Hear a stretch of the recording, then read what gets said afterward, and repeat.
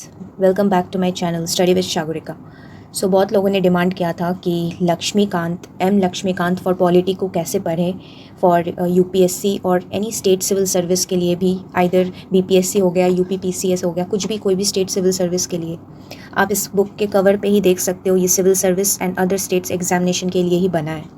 वैसे बता दूँ, यहाँ पे डिस्प्ले में मैंने 6th एडिशन का लगाया है, बट अभी मार्केट में 6th रिवाइज्ड एडिशन आ गया है, 7th नहीं 6th रिवाइज्ड एडिशन। सो उस पर ध्यान रखना। वैसे लक्ष्मीकांत जो बुक है, जो बिगनर्स होते हैं सबसे पहले इसके साइज़ को देख के डर जाते हैं क्योंकि ये काफ़ी बल्कि बुक है। But once you are well versed with it, आप एक बार इसके सीक्वेंस को पकड़ लेते हो कि इसको पढ़ना कैसे है, उसके बाद आपको बिल्कुल भी इस बुक से डर नहीं लगता। But yes, you have to give at least 3 to 4 readings exam में जाने से पहले। सो मैं अज्यूम करके चल रही हूँ कि आपके पास ये बुक है, और जब आप इस वीडियो को सुन रहे हो तो आप अपने बुक के कंटेंट पेज को खोल के बैठे हो। तो चलिए शुरू करते हैं। सो यहाँ देखते हैं कुछ स्ट्रैटेजी। ठीक है, तो मैंने ये स्ट्रैटेजी प्रिपेयर किया है आप लोगों के लिए। तो आप देखो इस यहाँ पे क्या क्या लिखा है, देखो पढ़ो। If you look at the previous year paper of UPSC CSC, आपको वही दिखेगा कि सबसे ज़्यादा लक्ष्मीकांत से क्वेश्चन पूछा गया है। कहीं कहीं तो पूरा डायरेक्टली पूछा है, कहीं इनडायरेक्टली पूछा है। और अगर आप क्वेश्चन के पैटर्न को भी उठाते हो तो ये लोग कभी भी सीधा मुँह क्वेश्चन नहीं पूछते, स्पेशली यूपीएससी में तो बिल्कुल नहीं। बीपीएससी में आपको कुछ स्ट्रेट क्वेश्चंस मिल जाते हैं, मतलब स्टेट पीसीएस में, बट यूपीएससी में थोड़ा ट्रिकी होता है। बट आपको तैयारी ट्रिकी वे वाले क्वेश्चन को सॉल्व करने के तरह ही आपको प्रिपेयर करना चाहिए। सो सबसे पहले देखो, note down that trap things. देखो क्या क्या पूछा जाता है। जैसे कोई भी स्पीकर होता है, उसका रिमूवल कैसे होता है। तो जो एमसीक्यू होता है, अगर आपने प्रीवियस ईयर क्वेश्चन पेपर देखा है तो आप देखना, स्टेटमेंट बेस्ड क्वेश्चन पूछेंगे। Removal of speaker, Rajya Sabha chairman का रिमूवल कैसे होता है, प्रेसिडेंट का इम्पीचमेंट कैसे होता है, ये सारे क्वेश्चन ये लोग पूछते हैं। ठीक है, तो ऐसे चीज़ों पर ध्यान दो जब आप फर्स्ट रीडिंग करोगे। अब आ जाओ, आपने बुक उठाया, एकदम न्यू बुक है, आप फर्स्ट रीडिंग करने बैठे चैप्टर 1 का। ठीक है, तो आपको कुछ स्ट्रैटेजीज दिमाग में रखना चाहिए। तो जो एकदम बिगनर है, जिन्हें कुछ भी नहीं पता है लक्ष्मीकांत के बारे में, तो सबसे पहले सुनो, you have to take up 5 year previous year question. Previous year question जब आप उठाते हो ना, तो मुझे पता है कि आपको याद नहीं, मतलब आप आंसर नहीं कर पाओगे कोई भी चीज़। हार्डली 1 या 2 कर भी दिए तुक्का से तो आप पूरा नहीं कर पाओगे। लेकिन कुछ चीज़ें ऐसी होती है जो आपके दिमाग में जाएगी, जैसे कि किसी भी टॉपिक का जो कंटेंट होता है।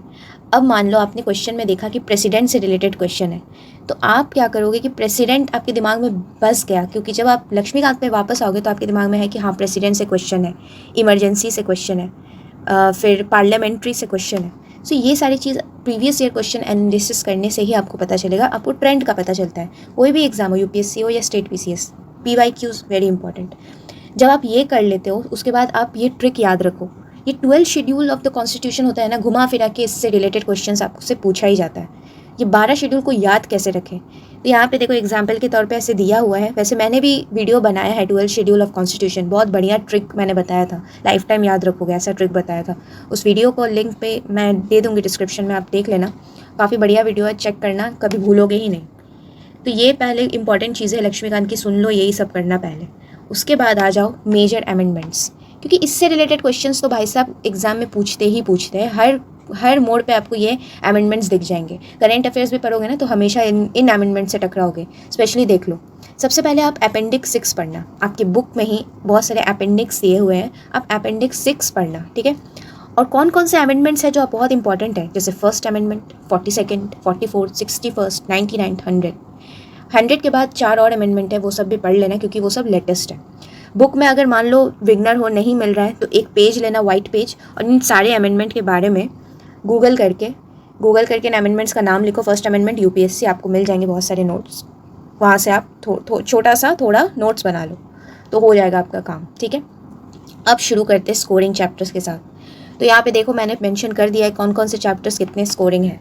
तो फंडामेंटल राइट्स सबसे पहले शुरू करो इसी चैप्टर से, क्योंकि क्वेश्चन भाई साहब यहीं से आएंगे और सबसे ज़्यादा यहीं से पूछे जाते हैं। आपको पता है फंडामेंटल राइट्स से ऑलमोस्ट 7 क्वेश्चंस पूछे जा चुके हैं ऑलरेडी। उसके बाद DPSP, you won't believe 11 questions यहाँ से पूछे जा चुके हैं, 11 क्वेश्चंस। उसके बाद fundamental duties, amendment of constitution और इमरजेंसी प्रोविजन। ये जो इमरजेंसी प्रोविजन है, आपको पता है यहाँ से कितने क्वेश्चंस पूछे गए हैं, यहाँ से सबसे ज़्यादा क्वेश्चंस प्रीवियस ईयर में पूछे गए हैं। तो याद रखना बहुत इंपॉर्टेंट है इमरजेंसी प्रोविजंस। मैं जैसे ऐसे बोल रही हूँ, आप अपने बुक में मार्क करते जाओ, इसी तरह से पढ़ना। अब आते हैं कुछ कंपेयरिंग चैप्टर्स में, ठीक है। कंपेयरिंग चैप्टर्स का मतलब क्या होता है, जब आप चैप्टर 22 पार्लियामेंट पढ़ोगे, साथ ही साथ उसके नेक्स्ट चैप्टर आप स्टेट लेजिस्लेचर पढ़ोगे, तो देखो चैप्टर 22 के बाद सीधा चैप्टर 33 में जंप मारना है, ओके। इससे ये होगा कि यहाँ पे पार्लियामेंट जो है ये यूनियन लेवल पे काम कर रहा है और ये chapter 33 state legislature state level पे काम कर रहा है, ठीक है। Likewise chapter 17 president union level पे काम कर रहा है, वही गवर्नर स्टेट लेवल पे काम कर रहा है। तो आपको ना एक लिंक मिलते जाएगा, आप लिंक कर पाओगे चीज़ों को। बस ऐसे ही लेके बस पलट रहे हो एक के बाद एक चैप्टर्स, वैसे नहीं करना है। सीरियल वाइज जाने की कोई ज़रूरत नहीं है, आपको बस पढ़ना है और वो भी लिंक करके पढ़ना है। तो ऐसे पढ़ना सीखो। प्राइम मिनिस्टर पढ़ोगे तो साथ ही साथ चीफ मिनिस्टर पढ़ लो, सुप्रीम कोर्ट, हाई कोर्ट और सबऑर्डिनेट कोर्ट सबको साथ पढ़ लो, ताकि एक के बाद एक आप लिंक कर पाओ। ये सारी चीज़ों को कंप्लीट करने के बाद अब आ जाओ कॉन्स्टिट्यूशनल बॉडी। यहाँ पे कुछ ये पार्ट 7 है, ठीक है। आपको बहुत अच्छे से लक्ष्मीकांत पे सब दिया हुआ है, अब देख लेना खोल के। कॉन्स्टिट्यूशनल बॉडी पढ़ो। कॉन्स्टिट्यूशनल बॉडी पढ़ने के बाद जितने भी चैप्टर्स बच जाते हैं अब देखना बैठ के, कुछ स्टैट्यूटरी बॉडीज़ भी होते हैं, ठीक है, वो सब भी पढ़ लेना। लेकिन ये मत सोचो कि जो चैप्टर बच गए वो इंपॉर्टेंट नहीं है, क्योंकि कोई भी ऐसा चैप्टर नहीं है जो लेस इंपॉर्टेंट है सभी इंपॉर्टेंट। लेकिन आपके पास अगर टाइम बहुत कम है, मान लो आप ये वीडियो एकदम ही एग्जाम के आसपास देख रहे हो, तो एटलीस्ट ये सारे चैप्टर्स पढ़ के जाओगे ना तो आप एटलीस्ट बहुत अच्छा स्कोर कर लोगे। बट ओवरऑल हॉलिस्टिक अप्रोच के लिए तो आपको पूरा बुक ही पढ़ना है, ठीक है। अब कुछ एक्स्ट्रा इन्फॉर्मेशन देख लेते हैं। इस बुक के पीछे आपको MCQs मिलेंगे, उसे भी सॉल्व करो। फर्स्ट रीडिंग के बाद उन्हें सॉल्व करो। अगर सॉल्व करोगे तो इससे आपको आइडिया मिलेगा कि कौन से चीज़ों को पढ़ना है, कौन सी चीज़ों को थोड़ा कम फोकस करने से भी चल जाएगा। इस बुक को कभी भी इस तरह से मत करना कि आज मैंने 3-4 चैप्टर पढ़ लिया और 2-4-5 दिन बाद मैं दूसरा चैप्टर में जा रही हूँ, ये तो कभी मत करना। सक्सेसिव रीडिंग दो, मतलब आज अगर आपने 2 चैप्टर पढ़ा तो कल भी आपको 2 चैप्टर पढ़ना है, एंड फिर अगले दिन कॉन्जिक्यूटिव वे में आप पढ़ते रहो, ठीक है। इससे हेल्प होगा और आपका लक्ष्मीकांत का जो एक बोझ है ना जो सबके दिमाग में रहता है वो भी जल्दी जल्दी ख़त्म हो जाएगा। और जो नोट्स है ना चैप्टर के, हर चैप्टर के पीछे देखना नोट्स दिया है, उसको एक बार ज़रूर रीड करना, ठीक है। और यहाँ पे देखो मैंने एक नोट बनाया है कि Laxmikanth is must to get mastered in polity for UPSC prelims and somewhat for mains also. So आपको इसे बाय हार्ट करना ही पड़ेगा, और अगर आप इसे बाय हार्ट कर लेते हो तो आपका मैक्सिमम क्वेश्चंस वहाँ पे बनना ही बनना है। वैसे अमंग जितने भी चैप्टर्स है मैं बता दूँ, एक चैप्टर लक्ष्मीकांत का है जो बहुत इंपॉर्टेंट है, दैट इज़ पार्लियामेंट। इकलौता पार्लियामेंट एक ऐसा, I think it's chapter 22, and वहाँ से मतलब उसे मैं तो VIP कैटेगरी में रखती हूँ। 23 क्वेश्चंस वहाँ से पूछे गए हैं, 23 क्वेश्चंस, सो याद रखना। अब थोड़ा सा मैं बता देती हूँ कि बहुत ज़्यादा नॉट से इंपॉर्टेंट चैप्टर्स कौन कौन से हैं। देखो चैप्टर 24 पार्लियामेंट्री फोरम्स, ठीक है, not so important. Parliamentary group chapter 25, ठीक है, ये सब उतना भी इम्पॉर्टेंट नहीं है, बस एक रीडिंग मार दोगे तो ठीक है, हो जाएगा। उसके बाद क्रैमिंग सेशन कौन सा है, जितने भी कॉन्स्टिट्यूशनल बॉडीज़ मैंने बताया ना, पार्ट 7, जिसमें आपको election commission, UPSC, state PCS, finance commission, GST, ये सारी क्रैमिंग चीज़ है, मतलब आपको रटना पड़ेगा यहाँ से चीज़ों को। तो रटने वाला चीज़ है, तो पहले थोड़ा सा छोटा छोटा एक पेज का नोट्स बना लो एंड फिर उसको रट लो। तो रटने वाला काम बाद में, समझने वाला काम पहले। एक पार्ट है पार्ट 5 जिसमें लोकल गवर्नमेंट के बारे में बताया गया है, जिसमें आपको 2 चैप्टर्स ही मिलेंगे, पंचायती राज और म्यूनिसिपैलिटीज़। पता है ना, बहुत इंपॉर्टेंट है। 73rd and 74th amendment act बहुत इंपॉर्टेंट है, ठीक है। पंचायती राज और म्यूनिसिपल बॉडीज़ के बारे में बताया गया है। यहाँ से अकेला 9 क्वेश्चन पूछा जा चुका है, जिस पर खास ध्यान देना। दीज आर चैप्टर 38 एंड 39, ठीक है। अब नॉट सो इम्पॉर्टेंट में कुछ नॉन कॉन्स्टिट्यूशनल बॉडीज़ आ जाते हैं, जैसे पार्ट 8 में आपको ये मिल जाएंगे।